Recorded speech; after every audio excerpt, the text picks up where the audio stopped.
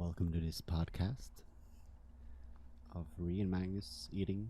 Ri slightly cold and Magnus slightly warm. Ri, slightly cold. How did you know? Because I was shivering. um.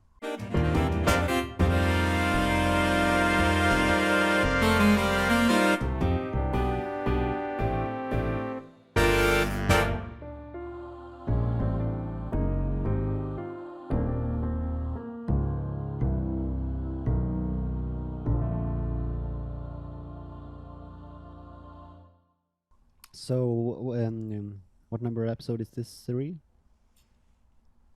7. 7. It's number 7. Wonderful. Wonderful. We're gonna have some lunch while we talk to you today. And, Magnus, tell the audience about what you're eating today. What I'm eating? I'm gonna tell you, girl. Monarch. Person. I'm eating tortellini with ricotta and spinach. That sounds great. I'm having penne alla vodka with You're having penne alla vodka me. with onions, and I think my mom put some sausage in this too. She did, yes. My mama made it, and it's very good. With vodka. I always forget how exactly it's made, but I think it's with vodka. It's a creamier sauce. But enough about the food. Magnus, let's talk about language in the modern world. Okay. Hva vil du at jeg skal snakke om? What do you want me to talk about?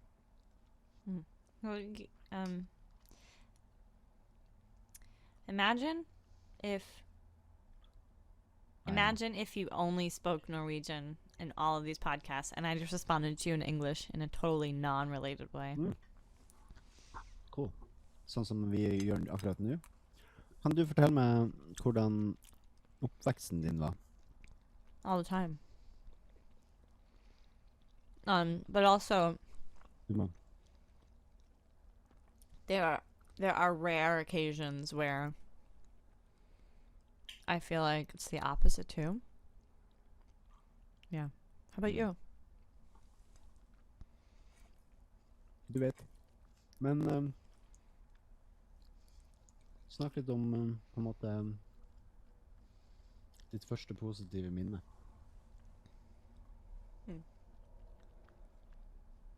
I don't know.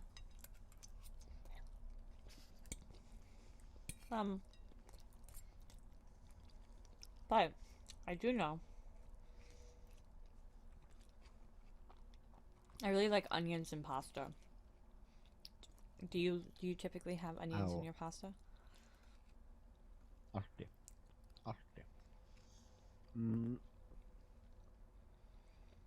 Hvordan er ditt forhold til vodka?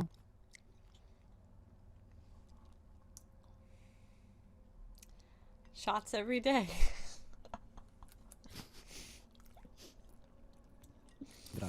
Det er viktig. This is my punishment for not committing to Duolingo in Norwegian as much all those months ago.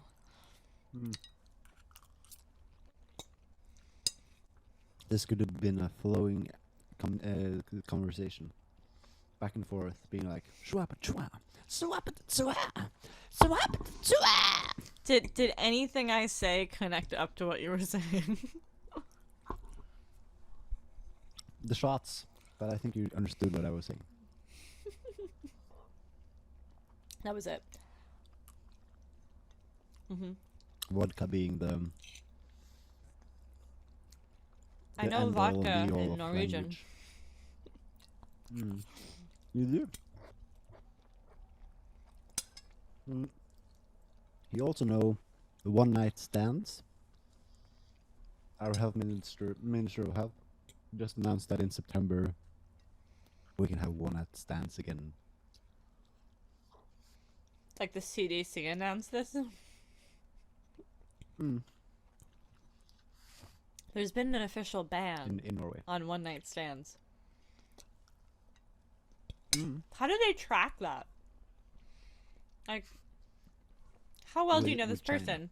How long are you in this room? Exactly. Interesting. Mm. Well, He said specifically in September you can dance closely and have one night stands. wow. And September. that was like,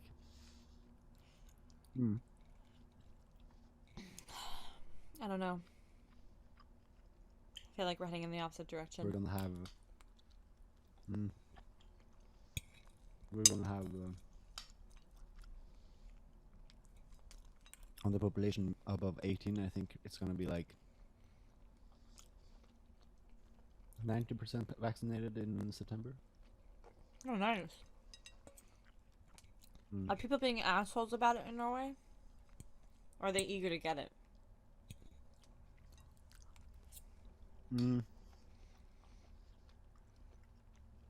There are some anti-vaxxers. Yeah. Very vocal ones. But when you get 90% vaccination, I feel like that says a whole lot about society. That's a great percentage. I would say it's an okay. It's nice. I think the United States is 70? I honestly don't know. Let's check it right now. U.S. To Google.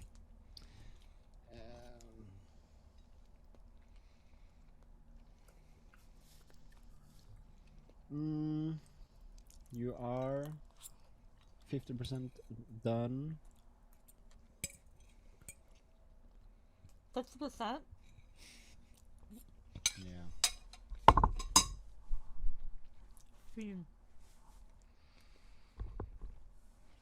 So not great. Great. That's great to hear. Love my country. Yeah. Yes. Anyway. Yes. You are.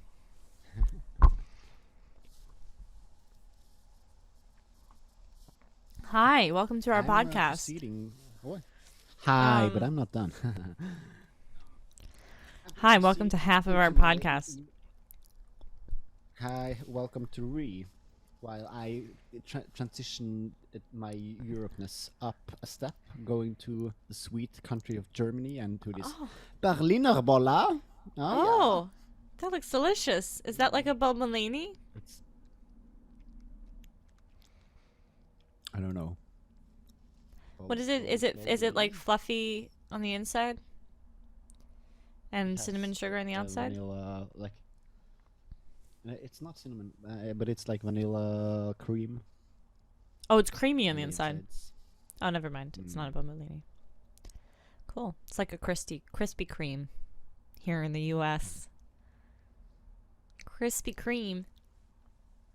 Krispy Kreme did it first, folks, before Berlin. Germany. No, they didn't. Well, thank you all for watching us eat and like very quietly, casually converse about vaccination rates. I'm sure it was very entertaining for you as it was for us.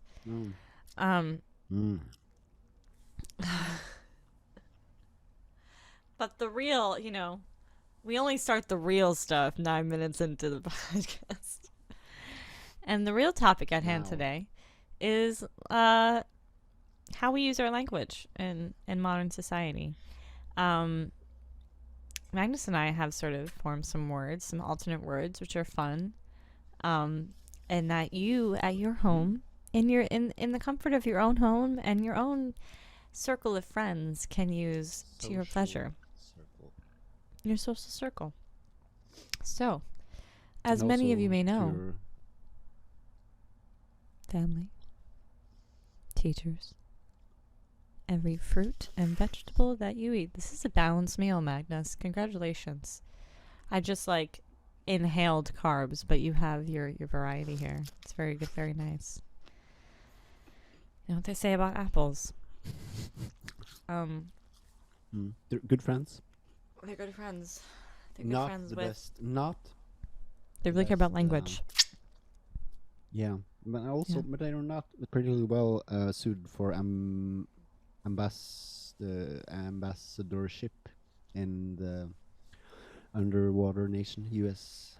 underwater nation, United States. Oh yeah. For anyone watching, you should follow this incredible artist on Instagram.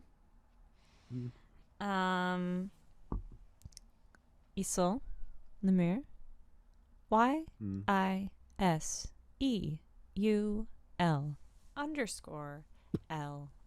She's incredible. She created 2 nations, and she needs your help to cast your vote. So please support your local artists. Support your international artists. Yeah. Support. Period. Support. But specifically people that have great Specifically brains. Esau. Specifically, very specifically, Esau. Yeah. So language. Magnus and I started using this phrase a few weeks ago, maybe months ago. Maybe months ago now. Where Magnus would say, "Yas, queen," and I wouldn't say anything. I wouldn't criticize him. I just wouldn't say anything. I wouldn't say, "Don't call me queen. I am not a woman," you know. I'd just be like, "Yeah, that's a nice compliment." But then we had a conversation, a very interesting conversation about gender identity and about language, to which we started to find alternate words for fun phrases. And specifically, Yas queen became Yas monarch. Yas monarch. I think it was. Did you call my attention to it, or did I just have to like? I don't think I called your attention to it. No, I think we're just having a conversation. Yeah. About phrases. I'm not sure. Anyway, it's a good idea. Share it with your friends. And if you're being so bold, you could even say, "Wow, look at you succeeding. You heir apparent." And that's also a compliment. That's also a very exciting, exclamatory statement to make to a person that's doing a real good job in life. Wow, look at you, you heir apparent. I'm so proud of you. You're such an heir apparent. I'm pretty sure, like, at least one of you listening is like, but I'm against monarchy. I'm a Republican, and not that kind of Republican. You might be a Republican. We encourage everyone to open their minds about monarchy, but you might be a monarchical Republican for all that matters. You might be, and this is more likely to be our audience, you might be an anarcho progressive and thinking, why are they promoting this corrupt system of government? And we're not. You know, we're using the word monarch like you use the word queen. You are doing a great job. You are a leader in your field. You are killing it in the life section of your time here. And we want to tell you, you are a monarch. You can do anything. And just like the reality of the corrupt forms of government, monarchs can do anything. Actually. Well, not right now, but back in the day. Lots of monarchs have limited decision making in their life. Oh, Magnus. I'd love to hear more about that. Do you sure live? though? Do you live in a country with a monarch? No. Yes, I do. Can we hear a little bit about Harald, the Harald? sweet king? The sweet, nice king. Not Swedish, just sweet. Not Swedish, just sweet. Swede. Swede. The Swede king. The thing with Harald is that he's great. And the good thing with great people is that they are great regardless of who's actually leading the country. So when you have a great person who is genuinely empathetic, warm, funny, and caring,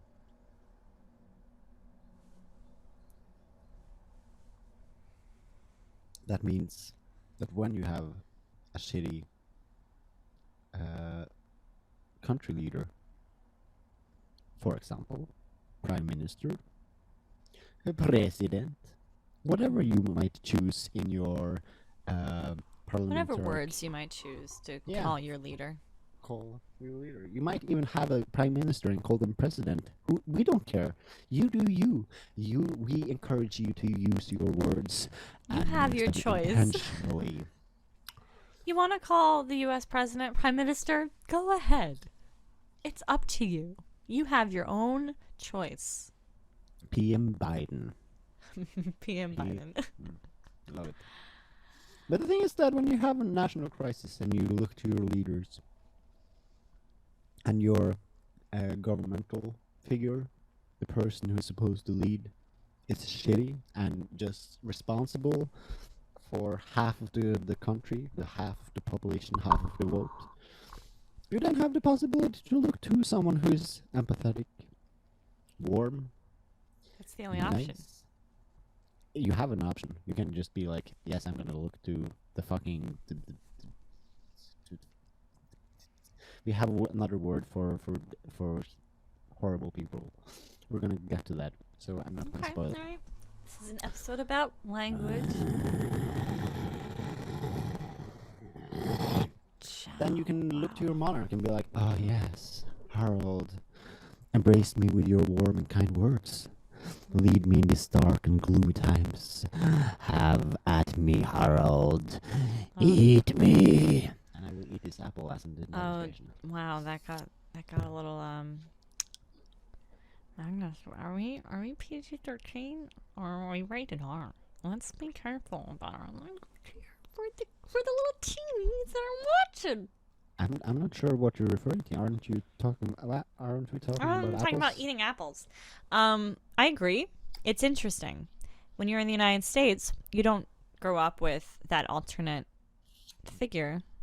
You know, you have the president and you have the cabinet of, it's everyone working in the government. But in times of crisis,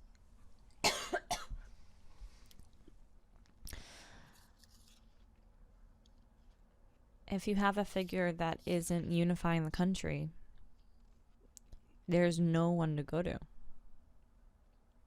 have that sense, And it was interesting in the United States. I mean, the United States, surprise, surprise, is currently very, very divided right now, Some might say teetering on a civil war, which I hope isn't the case, but it's pretty divided. And you had a figure emerge that was sort of like a monarch. Didn't have the power of a monarch, but became like a figure. And I would probably say that person was Dr. Fauci. Like, I think a lot of people rallied around him, but not everybody. Certain people. Yep. But he became their figurehead. He became the person that they looked up to and that they trusted and listened to. The person that calmed them down, made sure that they knew the right information. But even then, there was some fishy information going on there. So I don't think the United States knows how to have that relationship, which I think is good and bad. Probably good in that we're not necessarily putting that much power onto one person for that extended period of time. I think that's a good thing. I don't think one human should be like a royal, being a royal from the moment they're born to the moment they die, right? And that's their life, and that's always going to be their role in life, and everyone in that country is always going to view them that way. I don't think that's right. Like, no one should be born a parent to something. No one should be heir apparent. No one should just be born to be this role in society without having done anything specific in their lives. and in that sense, I mean, obviously there's a lot of reasons to defend against a monarchy, but in that sense, I think the United States is at a benefit. However, we sort of turn celebrity into a form of royalty. We have a lot of like royal celebrity families, like the Kardashians, which we worship almost to the same extent as you would the royals in like England, for example, you know? So it's interesting. I think as humans, we have the habit of wanting to look up to a figurehead that has more power than us and that can solve everything and that can help us get through this and has a knowledge that we don't, even though they really don't have that knowledge. We're just sort of making believe they do. True. Yeah. And I also think that then putting, you know, having the monarch spreading information would be against the point of having a monarch. The monarch isn't supposed to have any sort of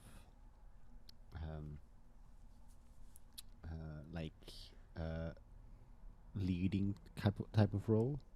It's a symbolic figure, right, at this point figure. In our society. Yeah. At this point in our society, of course, there's more authoritarian monarchs in the world. Yeah, I would say maybe this is a Eurocentric viewpoint. Yeah, and even there we have some even then, yeah. Yeah. But in this case,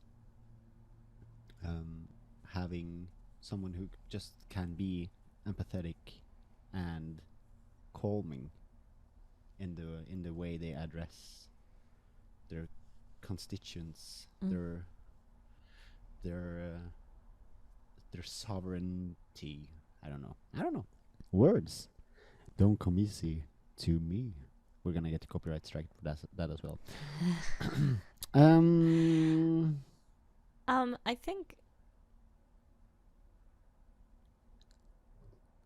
think human beings need that.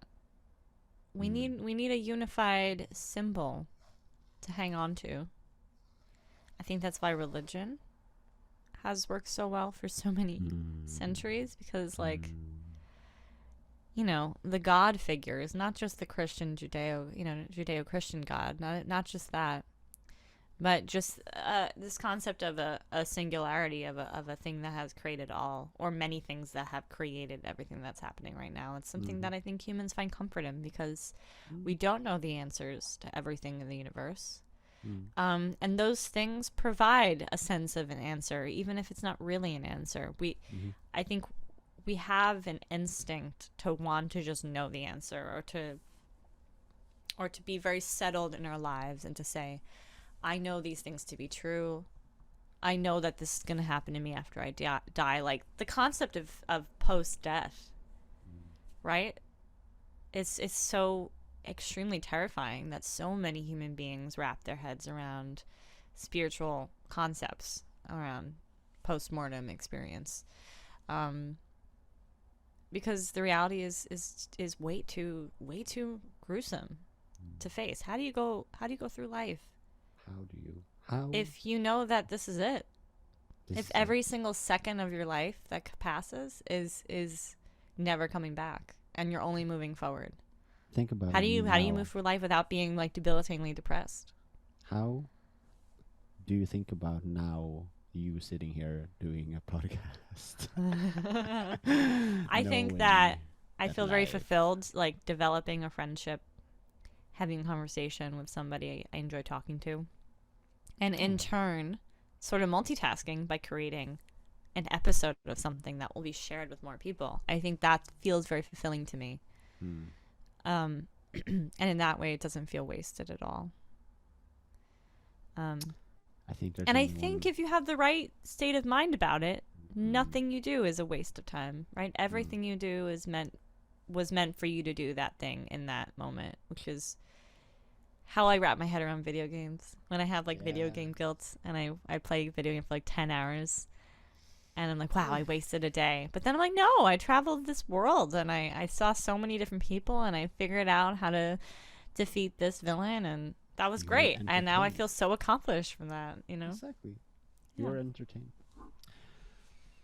You enjoyed someone's work that they've put their heart into. That's true.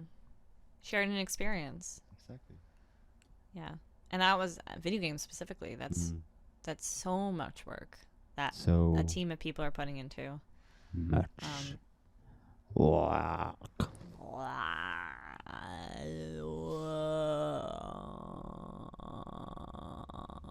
How do you feel about things that we're not?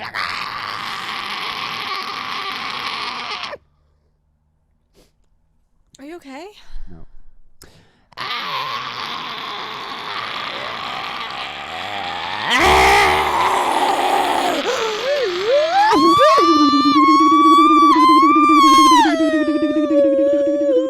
Are you okay?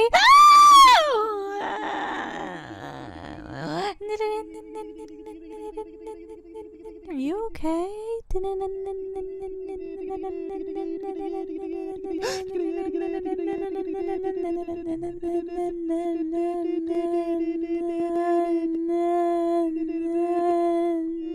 But how do you feel about it?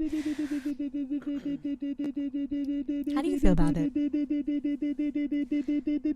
But how do you feel about it? Great. How do you feel about it? Great. You feel great. Do you feel every Great. second of your time is worthwhile, Magnus? No. Oh, I'm sorry. Do you feel For like... example, Yes. moving Yes. apartment. Oh. I just want it to be done right now. Moving sucks. It sucks. What? I just- How about the concept of mindful moving? Where? Let me demonstrate. Mindful. She's that dick. Yep. Give me a second. All right. All right. Wow, look at that. Look at that floofy hair. He's a real man bun. Monarch bun. The most monarch bun in town. See, it's funny because I cut my hair, I buzzed it off, and then Magnus just let it keep growing, so we switched roles here. Uh-oh. I'm gonna stop talking now so you can enjoy this. They call me a cardboard expert.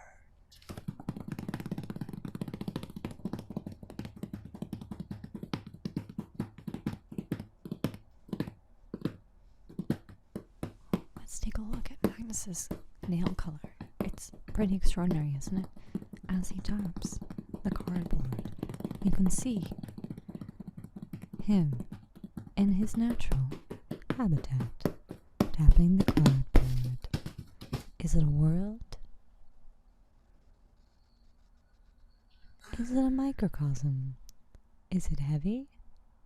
Or is he faking that it's heavy? We'll never know. But Magnus will.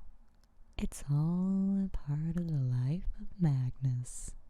Oh, hi, Magnus. Pretty mindful. That was great. I was sort of doing a bit of a commentary about it. Good. I could see it, but I couldn't hear it. Yeah. I hope you were critiquing my technique. Oh, no. I was having a conversation with the audience about the color of your nails and your relationship with cardboard and everything in between. You'll check it out later. Everything in Oh between. my god, I'm not gonna. You will never know. Check it out. Only It's gonna be you and I mystery. will know, right? Thanks for checking in. Ooh. So So, talking about language and general neutral okay, names. yeah. You and I have had a deeper conversation about identity, about how we perceive ourselves and how language actually gets in the way of identity a little bit, and it can put you in a cardboard box. Are you gonna out me? Am I gonna be? Am I coming out on this podcast? No. Is that what you're saying? No, I thought we could just talk about like how we've talked about the concept of pronouns and how pronouns and labels, especially as things become much more niche and specific to each individual person, particularly in like the gender identity world, that the names and the pronouns, though helpful, can also really can be really hard for the person going through the experience. Absolutely.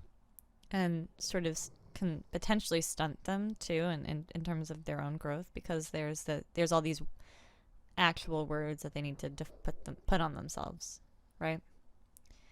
But we need to use language to communicate who we are too. So it's a double-edged sword a little bit, because you don't quite know how to communicate who you are to the world.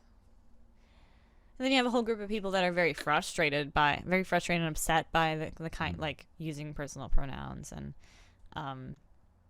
people like evolving and transforming into their own selves.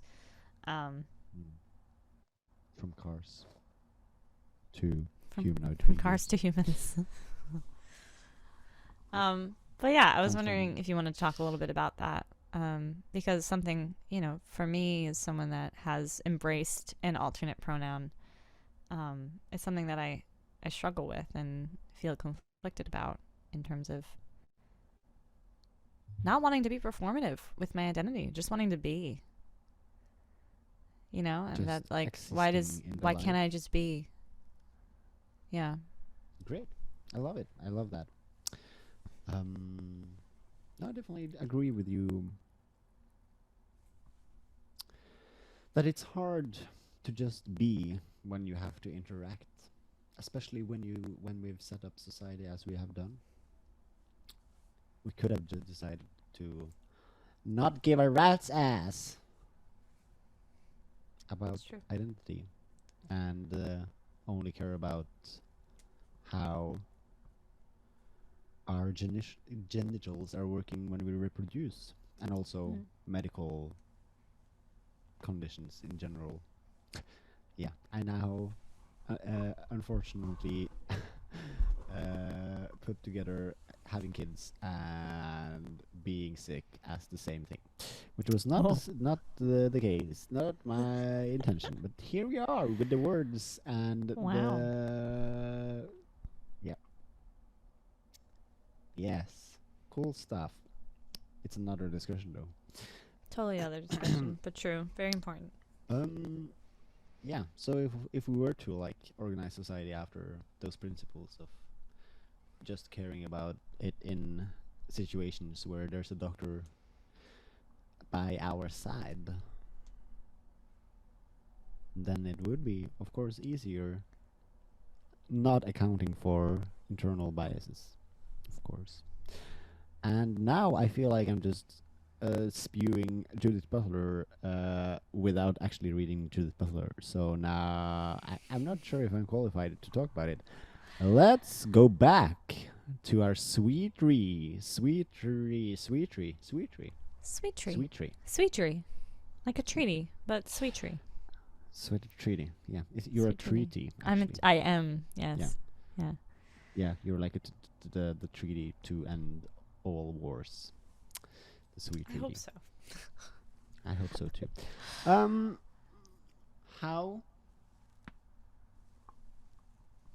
How would you say that this journey has affected you? I don't know.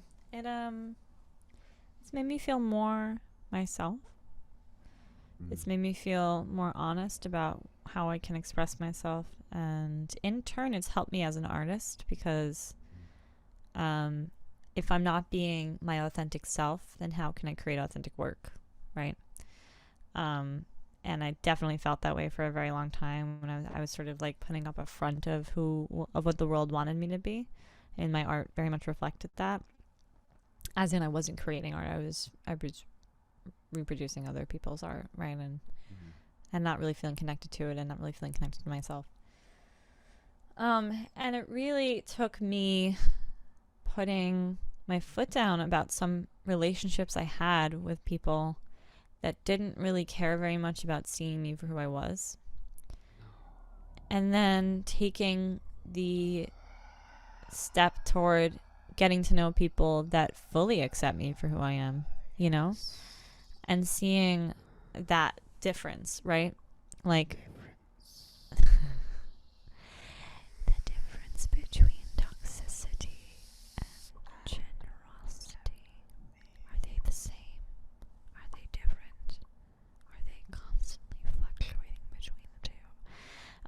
So I was finding that as I was being more honest about myself with some of my older friends, some of them weren't really believing me or accepting that life is a journey and that we all evolve and we're always all of us are always changing, and if we're lucky we can change together and accept each other and hopefully help each other in that process of change. But discovering that I had been very deeply connected to some people that didn't accept that reality was really hard, and it hurt. It really hurt. But the flip side of this is that there are so many kind, lovely people out there that are ready to love you for who you are, entirely for who you are, and are also ready to love you as you change and evolve. And you're ready to love them as they change and evolve. And I think that's been my biggest lesson, because I didn't realize how much dissatisfaction I was getting out of relationships that lacked that sense of honesty and communication, until I started being very vocal about who I am.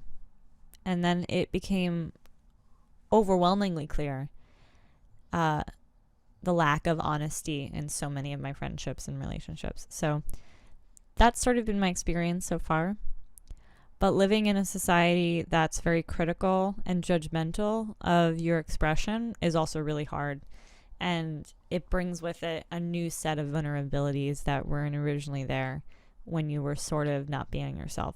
So that's another different chapter that I deal with now. And also the fact that, specifically in my case, using the word non-binary, which I also feel uncomfortable using that word because it's a word that I didn't pick for myself, and it generalizes a very large group of people that have very different experiences. But it's sort of the closest. That I am still always changing. I have a lot of different forms of expression, and I feel very differently about my gender expression throughout the year and throughout my life.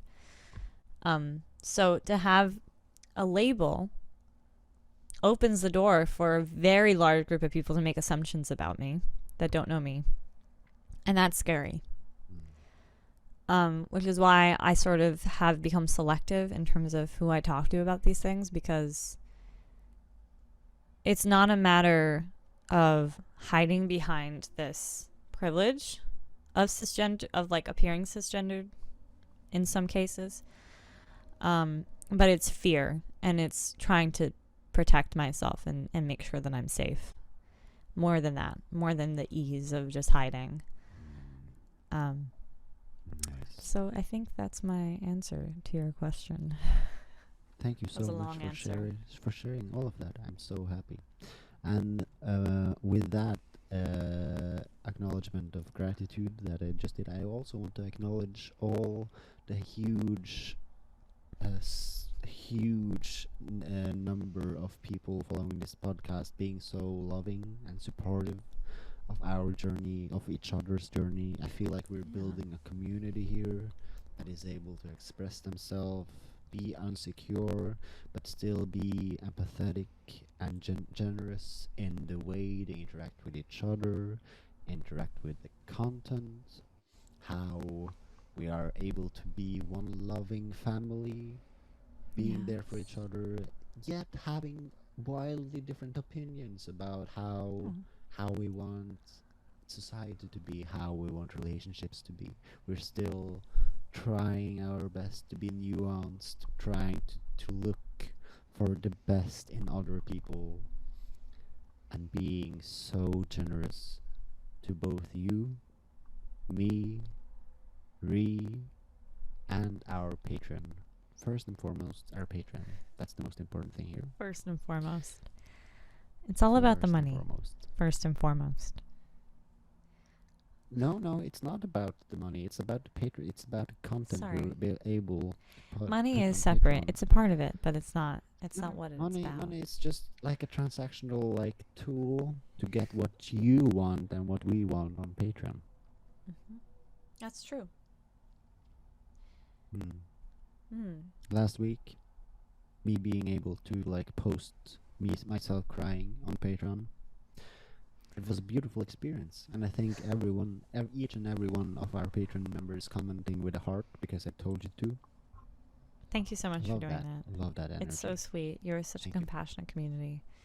Yeah, I mean, the best community. We just keep building this community, and everyone's just showing their love and support and generosity, and knowing that they can get through this too. And if you're still watching at this point, leave a green heart in the comments. We appreciate you. Leave a green heart. We appreciate you. We see each and every comment. We do. And we bear them. We do.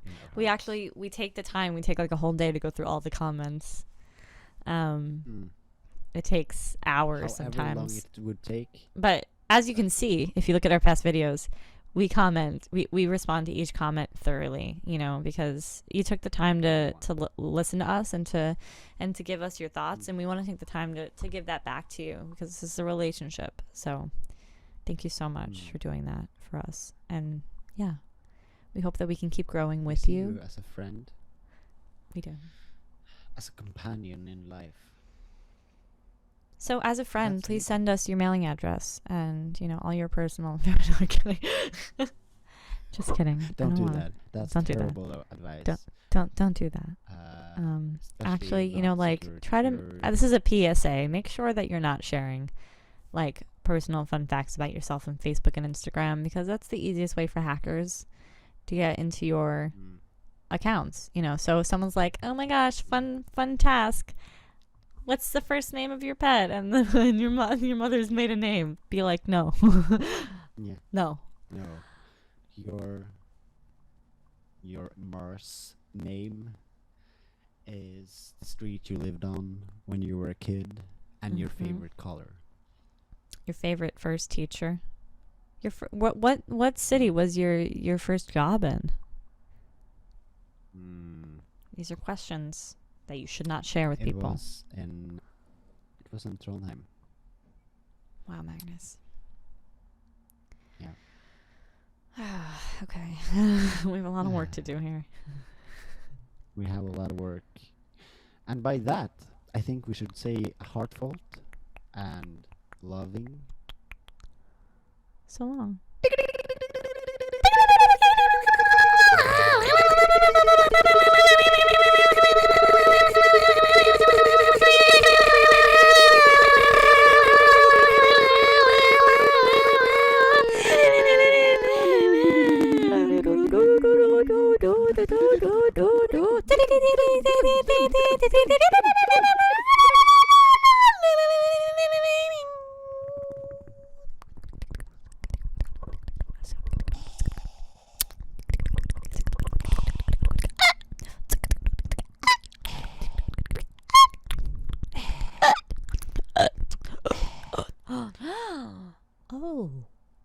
Hello.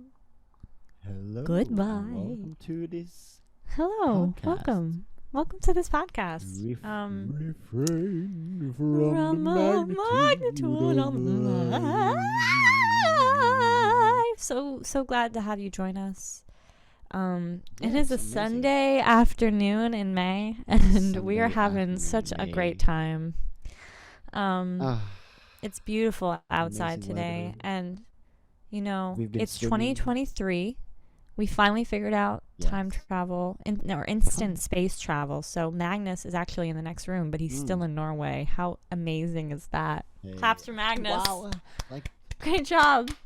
So impressive. Congratulations, Magnus. I'm so proud that you've been able to make this accomplishment with space travel. You're welcome. Me too. Oh, but 2023 Magnus is also a little terrifying to listen to. So, as you've seen in our podcast for the past 2 years, Magnus has been transforming into what we might call a jazz monster.